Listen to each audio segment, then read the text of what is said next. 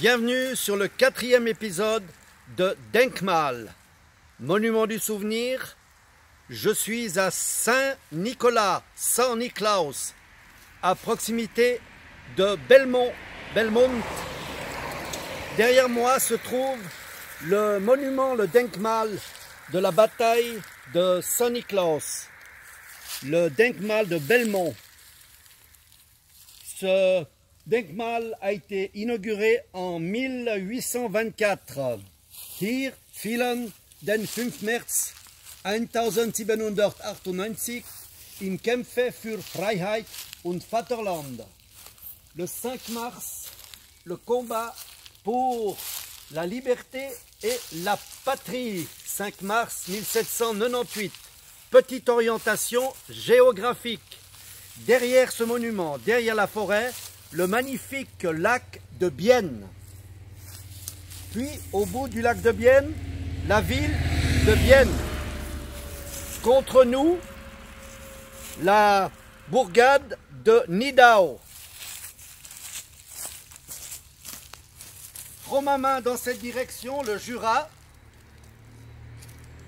Lengnau, Longeau, où a eu lieu la bataille, Grange, Grenchen, Soleure, Lys, Berne au fond, Arberg, le plateau, les Préalpes et les Alpes. De ce côté, le Jura et Fribourg ainsi que Morat. Suivez-moi à l'intérieur de la forêt où nous serons plus au calme, vu que la route qui relie Nidau à Arberg est très fréquentée.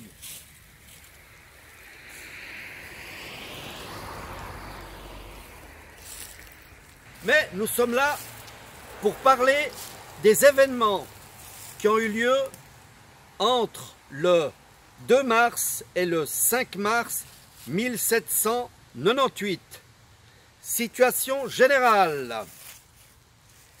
Les Français ont donc envahi une partie de la Suisse.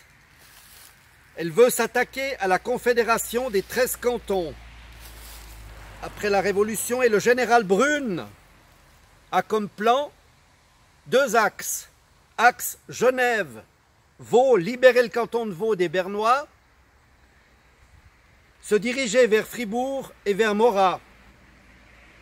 Le général Brune a donc un second front dirigé par le général Schauenburg depuis le Jura, se diriger vers Soleure, prendre Soleure, puis ensuite se diriger vers Berne. L'objectif final, prendre la capitale de Berne. Le secteur vers la région du Jura, le général Schauenburg a établi son PC à Bienne. Il a donc vaincu déjà les Bernois à Longeau, a eu un petit combat à Grange et Soleure a capitulé sans condition. Nous trouvons à Nidau des troupes commandées par le colonel Gross. Le colonel de Graffenried a reculé son dispositif sur Buren. À Buren, il a ordonné de brûler le pont. Le pont qui favorise le franchissement de l'Aar. Le village de Reiben est la proie des flammes. Buren va s'enflammer. Le capitaine Wyss se trouve à Buren, refuse de capituler et refuse de quitter Buren qui va être en flammes. Soleure capitule, 2 bataillons, le bataillon de Gouman et le bataillon de Tafel, donc recule direction Berne. Voilà pour la situation dans cette zone. La deuxième zone, le gouvernement bernois ordonne au colonel de Watteville de reculer son dispositif et de quitter Morat. La nouvelle ligne de défense sera Arberg, Neueneck, Gumenen, Laupen. Il est ordonné de quitter Morat. Les troupes quittent Morat et le général Rampon avec sa brigade arrive à Morat. Le général Pigeon avec la sienne arrive à Fribourg. Fribourg capitule sans condition. Comme fribourgeois, je ne suis pas très fier. D'un côté, les troupes s'en vont direction Berne par une porte et par l'autre porte, ce sont les Français qui rentrent. Morat, Rampon a une troupe, a une brigade composée d'une musique. Et cette musique, eh bien, il y a des bourguignons parmi eux. Et lorsqu'ils arrivent à Morat, et qu'on leur indique que cette magnifique chapelle au bord du lac de Morat est un souvenir de la bataille de Morat qui a eu lieu le 22 juin 1476, là où les Bourguignons étaient défaits, eh bien, ils détruisent et ils brûlent cette chapelle qui est aussi un ossuaire où reposent les derniers débris, les os des soldats bourguignons. C'est donc incroyable que ces bourguignons bafouent ainsi la mémoire de leurs ancêtres. Ce n'est qu'un épisode, ce n'est qu'une entrée, je dirais, de ce qui va se passer lors de cette invasion et de cette occupation française durant ces années. Car les vols, les viols, les incendies, les pillages vont être nombreux et le pays va souffrir énormément. Mais le 4 mars 1798, dans le secteur, on a des troupes qui se débandent, qui désertent, qui sont révoltés contre leur chef, qui veulent même démettre leur chef.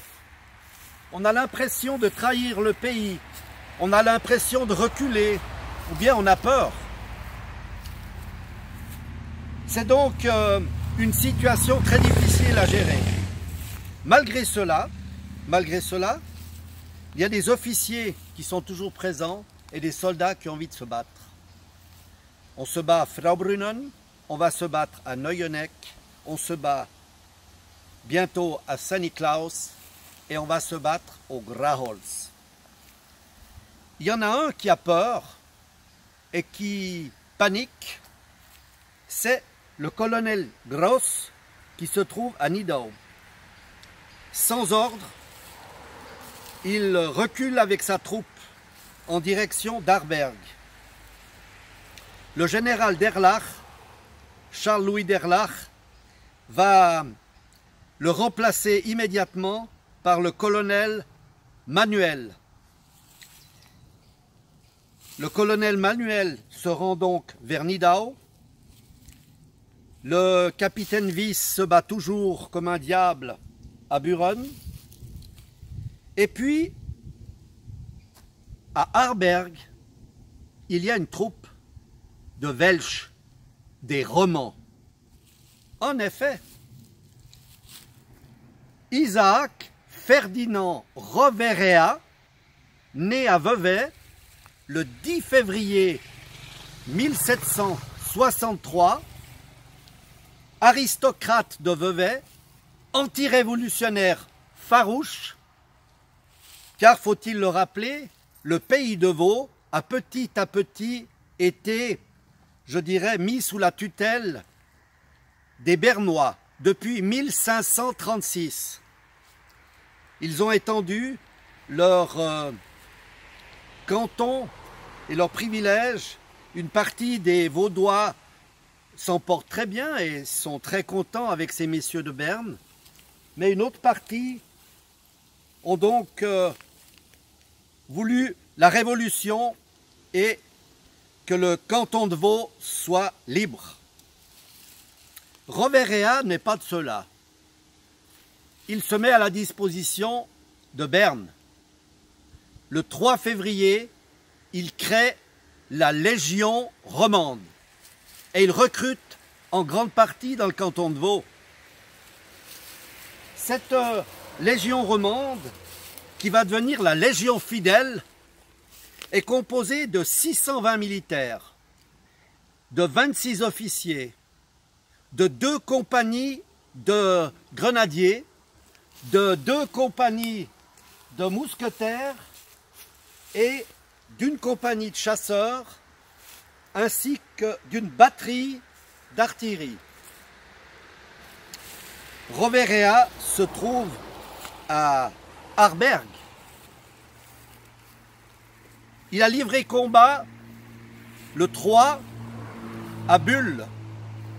Je vous rassure, ce n'est pas en Gruyère, c'est dans le canton de Berne, à proximité ici, vers Walperswil, et on l'écrit B-U umlaut H-L. Il a livré ce combat le matin du 3. Et puis le 5, au matin, une estafette, un cavalier est intercepté. Il a des documents sur lui et il semblerait que le gouvernement bernois veuille capituler. Ferdinand Roverea, lui, n'ayant reçu aucun ordre, veut rester fidèle au général d'Erlach. Il apprend quelques heures plus tard que le colonel Manuel, qui a remplacé le colonel Gross, qui se rend à Nidau récupérer les troupes qui reculaient, a rencontré la 38e demi-brigade de l'adjudant général Freycinet à Belmont et Saint-Niklaus. Il embarque avec lui environ 350 Vaudois, 2 compagnies et demie à 3 compagnies. Il accourt donner un coup de main à son camarade Manuel. C'est baïonnette au canon qu'il contre-attaque la 38e demi-brigade. Il livre un combat. La Légion fidèle va laisser sur ce champ de bataille 4 hommes, dont un officier, 2 qui vont périr encore en plus à Berne à l'hôpital, une dizaine de blessés et 14 prisonniers. Le colonel Manuel perdra 28 de ses Bernois, dont 28 noms figurent sur le monument de Belmont à Saint-Nicolas ou Saint-Niklaus. Pendant cette bataille, Roverea, Manuel et le major Kirchberger se rassemblent et décident de reculer le dispositif sur Arberg. Le motif étant très simple, ils viennent d'apprendre la capitulation de Berne. Afin d'éviter des morts et des effusions de sang inutiles, ils prennent une sage décision de se rendre à Arberg pour préparer la capitulation. Les Français restent donc sur ces positions et nos Bernois, nos Vaudois et les quelques paysans du secteur se rendent à Arberg avec cette troupe. Les effectifs maintenant. Du côté des Français et de l'adjudant général Freycinet, c'est 2000 fantassins, cavaliers et artilleurs avec les canons. De l'autre côté, c'est le bataillon manuel, 500 Bernois, la Légion fidèle, sur ce site 350 Vaudois, et puis viennent rejoindre ces paysans du secteur pour aider ces troupes. Donc environ 900. Voilà, c'est donc la capitulation, la fin de la bataille de Belmont-Saint-Niklaus. Et la prochaine bataille et le prochain Denkmal, c'est à Neueneck que nous allons nous retrouver. Je tiens à vous remercier de votre attention, de votre patience. J'espère que ce récit vous a plu.